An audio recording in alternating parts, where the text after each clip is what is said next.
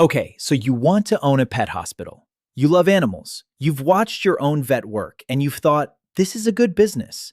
People love their pets more than ever. They spend more on them every year. There's no Amazon undercutting you on a surgery. You can't download a vaccination. The service has to happen in person, in a building, with a licensed professional, every single time. So you find a location. You sign a lease. You buy the equipment, you hire a veterinarian, you put a sign out front with a dog and a cat on it, and then you wait for the customers to walk through the door with their animals and their wallets. Here's what the sign doesn't show you. The $180,000 digital x-ray machine that needs replacing in 5 years. The associate veterinarian who just gave you 2 weeks notice because a corporate clinic across town offered her $40,000 more per year than you can afford to pay.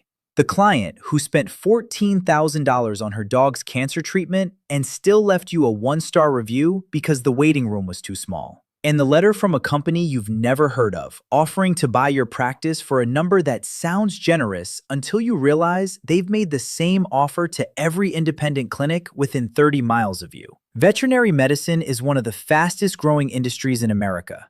It generated over $60 billion in revenue in 2023. Pet ownership is at an all-time high. Americans spent more on their pets last year than the entire GDP of many small countries. And yet, the independent veterinarian trying to build a practice from scratch is quietly being squeezed out of the business they built by forces that have almost nothing to do with medicine and almost everything to do with the economics of scale, private equity, and a consolidation wave that has fundamentally changed who actually owns American veterinary care. That's what we're going to take apart today. Let's start with a number that most people outside this industry have never heard. Mars Incorporated, the company that makes M&Ms, Snickers, and Pedigree dog food, is the largest veterinary care provider on Earth. Not a hospital group, not a medical company, a candy company. Through its Banfield Pet Hospital chain, its Blue Pearl Specialty Hospitals, and its VCA Animal Hospitals network, which it acquired in 2017 for $9.1 billion, Mars now operates over 3,000 veterinary clinics across the United States. It employs more than 75,000 people in its veterinary division alone. Its animal health and veterinary business generates more revenue annually than most people would guess a candy company has any business generating from pet medicine. Mars is not alone. National Veterinary Associates, known as NVA, owns over 1,000 clinics. JAB Holding Company, a European private equity firm that also owns Panera Bread and Krispy Kreme, acquired NVA in 2019. Pathway Vet Alliance, another private equity-backed consolidator, has absorbed hundreds of independent practices. Shore Capital, Omer's Private Equity, and KKR have all made significant moves into veterinary consolidation. As of 2023, corporate consolidators own an estimated 25 to 30% of all veterinary practices in the United States, up from less than 5% just 15 years ago. The industry is still majority independent, but the consolidation wave is accelerating, not slowing. And understanding why it's happening and what it means for the independent owner trying to compete requires understanding exactly how the money flows inside a veterinary practice. Say you want to open an independent pet hospital, a real one, not a solo practitioner working out of a converted storefront, but a legitimate multi-doctor small animal hospital with surgery capability, digital imaging, a lab, and a dental suite. Here is what that actually costs. The space. A purpose-built veterinary facility of 4,000 to 6,000 square feet, large enough to house 2 to 3 exam rooms, a surgery suite, a treatment area, a lab, and a reception area, costs between $400 and $600 per square foot to build out in most American markets. That is $1.6 million to $3.6 million for the physical space before a single piece of equipment is purchased. In high-cost markets like California, New York, or the Pacific Northwest, those numbers go higher. If you're leasing rather than buying, a veterinary-grade commercial space runs $25 to $45 per square foot per year in most mid-sized cities. On a 5,000 square foot clinic, that's $125,000 to $225,000 per year just in rent, before utilities, before insurance, before a single employee is paid. The equipment. This is the number that shocks people. A digital radiography system, the X-ray equipment that is now considered standard of care in any serious practice, runs $80,000 to $180,000. An anesthesia monitoring station costs $15,000 to $30,000 per unit. A digital dental X-ray system adds another $20,000 to $40,000. An in-house laboratory analyzer capable of running blood work in 15 minutes rather than sending samples to an outside lab costs $30,000 to $80,000. An ultrasound machine runs $30,000 to $100,000 depending on capability. A fully equipped surgery suite, table, lighting, autoclave for sterilization, monitoring equipment, anesthesia machine adds another $50,000 to $120,000. Total equipment cost for a properly equipped small animal hospital, $300,000 to $600,000. And unlike a desk or a filing cabinet, veterinary equipment requires regular maintenance contracts, periodic calibration, and eventual replacement.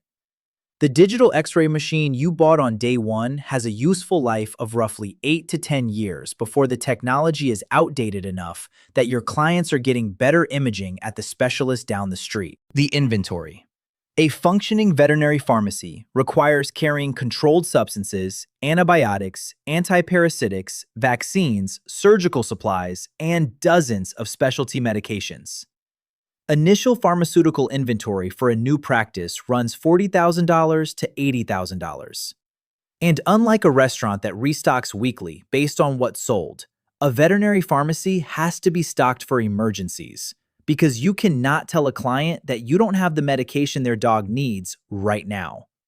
Add the initial franchise or software costs. Practice management software, the system that handles scheduling, medical records, invoicing, and inventory, runs $500 to $1,500 per month, depending on the platform. Total startup capital for a legitimate independent pet hospital, $800,000 to $2.5 million before the first patient walks through the door. And that is before the most expensive line item in the entire business. The single largest operating expense in a veterinary practice is not the equipment. It is not the rent. It is not the pharmaceutical inventory. It is the veterinarians themselves. And in 2024, the veterinarian staffing crisis has become the defining financial problem of the entire industry. Here is the supply side of the problem. There are 33 accredited veterinary schools in the United States. Combined, they graduate approximately 3,500 new veterinarians per year.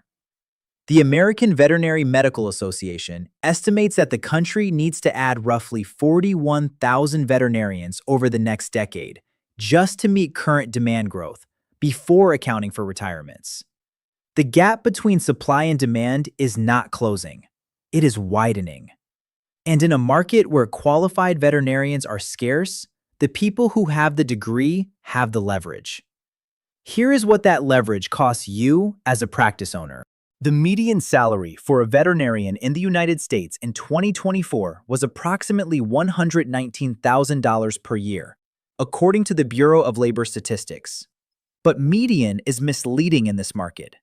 Corporate consolidators, Mars, NVA, Pathway, are offering sign-on bonuses of $20,000 to $50,000, student loan repayment assistance of $100,000 or more over 5 years, and base salaries that independent practices structurally cannot match.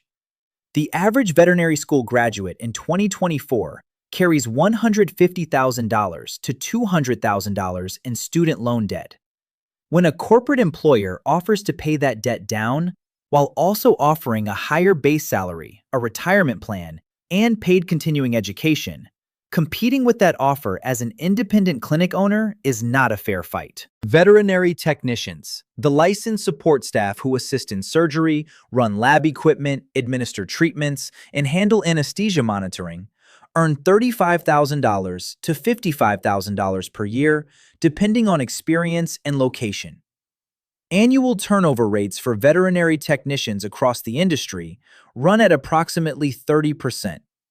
That means, in any given year, you are potentially replacing nearly a third of your support staff, paying recruiting costs, training costs, and the productivity loss that comes with a new hire learning your systems. A two-doctor practice running at reasonable efficiency requires approximately 6 to 8 support staff, technicians, assistants, receptionists, and a practice manager. Total annual labor cost for a two-doctor practice, including the veterinarian's salaries and benefits, $600,000 to $900,000 per year. That number is before rent, before equipment payments, before pharmaceutical inventory, before utilities, before insurance. Just people. A veterinary hospital, OW, has 4 primary revenue streams, and understanding how they interact is the key to understanding why this business is harder than it looks. Examinations and consultations are the entry point. A standard wellness exam in 2024 runs $60 to $120, depending on the market. A sick visit runs $80 to $150. These visits generate revenue, but they are not the high-margin work. An exam takes 20 to 30 minutes of a veterinarian's time and generates relatively modest income per hour compared to other services. Surgery is where the real revenue is generated. A routine spay on a dog runs $300 to $600. An orthopedic procedure, a cruciate ligament repair, for example, runs $3,500 to $5,500. An abdominal exploratory surgery for a dog that swallowed something it shouldn't have runs $2,500 to $4,500.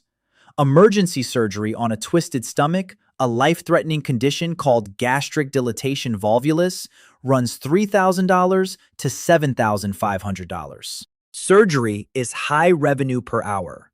It also requires the highest level of equipment, the most skilled staff, the highest liability exposure, and the most significant post-operative monitoring. A surgeon who can perform complex orthopedic procedures is not just a veterinarian. They are a specialist with additional training who commands a salary premium that reflects their scarcity. Diagnostics, blood work, urinalysis, x-rays, ultrasound, biopsy analysis generate significant revenue and are increasingly where independent practices can differentiate themselves. Running blood work in-house rather than sending it to an outside lab means faster results for the client and higher revenue for the practice. A comprehensive pre-surgical blood work panel runs $150 to $300.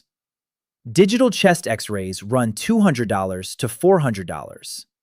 An abdominal ultrasound runs $350 to $600. Pharmacy is the fourth stream and the most contested. Prescription medications dispensed directly from the practice carry meaningful margins. Heartworm prevention, flea and tick control, antibiotics, pain medications. These are high-frequency purchases that clients used to buy almost exclusively from their vet. Then came the internet. Online pharmacies, Chewy, 1-800-PET-MEDS, Costco's Pet Pharmacy, now legally require only a written prescription from a licensed veterinarian to dispense the same medications. Clients increasingly request the prescription and fill it elsewhere at lower prices. The pharmacy revenue that used to be an automatic part of every wellness visit is now something independent practices have to actively fight to retain. A two-doctor small animal practice seeing 25 to 30 patients per day, which is a realistic target for a busy independent clinic, generates gross annual revenue in the range of $1.2 million to $2.2 million, depending on case mix and market. Let's work with $1.8 million as a realistic figure for a well-run practice in a mid-sized American city. Against that $1.8 million, labor, $700,000. 2 veterinarians plus 6 support staff, benefits included. Rent, $150,000. A 5,000 square foot space at $30 per square foot. Pharmaceuticals and medical supplies, $180,000. approximately 10% of revenue. Equipment maintenance and replacement reserves, $60,000. Practice management software, laboratory services, and outside diagnostics, $45,000. Utilities, insurance, and administrative costs, $90,000. Marketing and client acquisition, $36,000. Total operating expenses, approximately $1,261,000. Net operating income before debt service, $539,000. That sounds healthy, until you factor in the startup debt. If you borrowed $1.5 million to build out and equip the practice at current commercial lending rates, which for small business veterinary loans in 2024 run between 7 and 9%, your annual debt service runs approximately $180,000 to $210,000 per year. Net income after debt service, $329,000 to $359,000.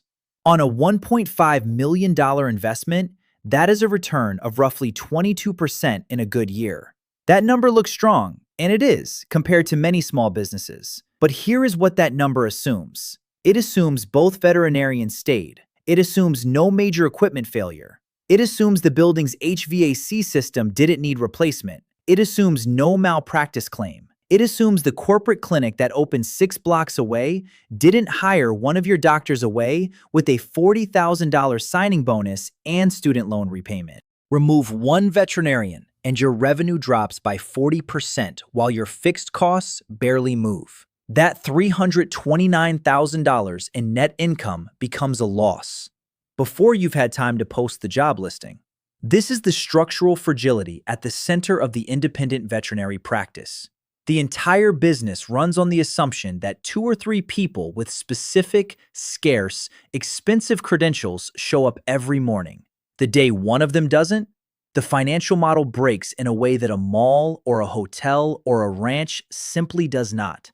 In 2019, Dr. Sarah Chen, not her real name, but her story is real, and it is the story of hundreds of independent veterinarians across the country, received a letter at her clinic in suburban Nashville. She had built the practice over 11 years, started as a solo practitioner out of a leased space with 1 exam room and a second-hand x-ray machine. Grew it to 3 doctors, 12 staff, a surgery suite she was genuinely proud of, and a client base of over 4,000 active patients. The letter was from a company called Pathway Vet Alliance. They wanted to buy her practice. The offer was based on a multiple of her annual EBITDA, earnings before interest, taxes, depreciation, and amortization, which is the standard valuation method for veterinary acquisitions. Corporate consolidators in 2019 were paying 8 to 12 times EBITDA for practices in desirable markets. Her EBITDA was approximately $380,000. At 10 times EBITDA, the offer was $3.8 million. 11 years earlier, she had started the practice with $240,000 in savings and a $900,000 SBA loan. She sold. And her story is not unusual. Across the country, independent veterinary practice owners who built their businesses over decades are accepting acquisition offers because the math, frankly, is compelling. A practice worth $3 to $5 million on the open market represents generational wealth for a veterinarian who spent their career building it. Turning that down to continue fighting a staffing war against corporate consolidators with effectively unlimited capital is a choice many owners are deciding not to make. The consolidators understand this. Their model depends on it. Here is how the corporate model works after acquisition. The practice keeps its name, its staff, and its local identity, at least initially. The previous owner typically signs a 3 to 5 year employment contract to stay on as medical director, providing continuity for the client base. Behind the scenes, purchasing consolidates to the corporate supply chain, practice management software migrates to the corporate platform, and pricing gradually aligns with corporate standards across the network. The individual clinic's EBITDA improves through purchasing scale and operational standardization. The corporate owner's portfolio grows, and the next independent practice down the road receives its own letter. Mars Incorporated does not break out its veterinary division as a separate public financial entity. But VCA Animal Hospitals, before its $9.1 billion acquisition by Mars, was publicly traded and reported detailed financial results. In its final full year as an independent public company, VCA reported revenue of $2.4 billion across its network of approximately 800 hospitals. Net income was $173 million. That is a net margin of roughly 7%, not dramatically different from what a well-run independent practice achieves. But the scale creates something an independent practice cannot replicate. VCA's purchasing power with pharmaceutical suppliers, equipment manufacturers, and laboratory services meant its cost of goods ran significantly below what an independent clinic pays for the same products. Its ability to recruit veterinarians with corporate-level compensation packages and student loan repayment programs meant lower vacancy rates and lower turnover than the industry average. And its exit multiple, the $9.1 billion Mars paid for a business with $2.4 billion in revenue, reflected not just the current earnings, but the strategic value of owning 800 locations and the infrastructure to add hundreds more. The independent practice owner sells at 10 times EBITDA. The corporate consolidator sells to an even larger corporate consolidator at a multiple that reflects a platform, not just a practice. Here is the honest answer.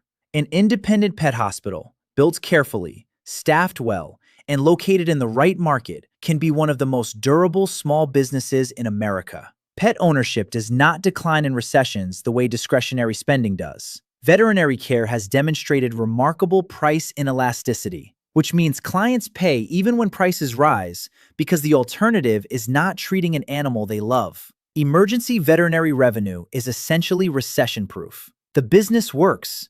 The economics are real. But the independent owner in 2024 is running a different race than the one that existed 15 years ago. The staffing market is structurally hostile. The corporate competition is capitalized at a level that individual owners cannot match. The acquisition pressure is constant, and the offers are genuinely attractive. The independent veterinarians who are building sustainable practices in this environment share certain characteristics. They are in markets large enough to support a specialty niche. Exotic animals, rehabilitation medicine, feline-only practices, where corporate consolidators have less competitive advantage. They have built client loyalty deep enough that the corporate clinic down the street cannot simply replicate it with a sign-on bonus. They have retained their staff through ownership stakes, profit sharing, and workplace cultures that corporate operators structurally cannot offer. And some of them are accepting the acquisition offers, not because they failed, because they succeeded well enough that someone with more capital than they'll ever have decided the business they built was worth buying. The pet hospital you opened with a dog and a cat on the sign still stands. The clients still come. The medicine is still practiced the same way it was on the first day. The name on the check that clears every 2 weeks, though, that belongs to a company headquartered somewhere far from your exam room. A company that also makes M&Ms. And that, in the end, is the economics of owning a pet hospital.